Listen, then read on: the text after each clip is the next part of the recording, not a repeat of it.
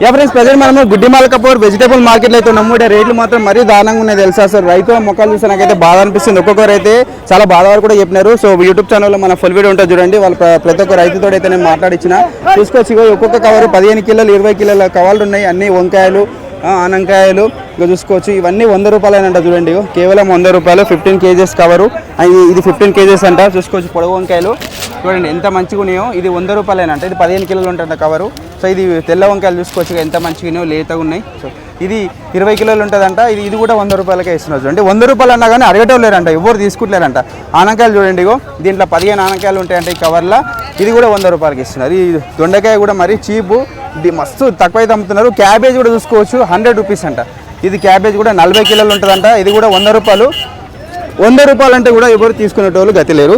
ఇప్పుడు చెప్పండి పాపం రైతుల కష్టాలు, అసలు రైతులు ఎట్లా బతకాలా ఏంది అసలు.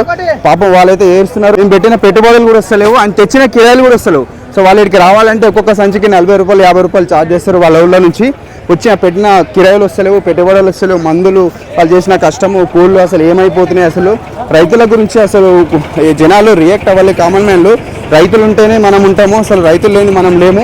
సో మనం హ్యాపీగా వర్క్ చేసుకుంటామంటే దానికి కారణం 100% రైతులు. ఎందుకంటే మన పొట్టకు తిండి తింటేనే మనం హెల్తీగా ఉంటాం, ఆరోగ్యంగా ఉంటాం, ఏ పనైనా చేసుకోగలుగుతాం. అలాంటి రైతులు ఈరోజు చాలా బాధపడుతున్నారు.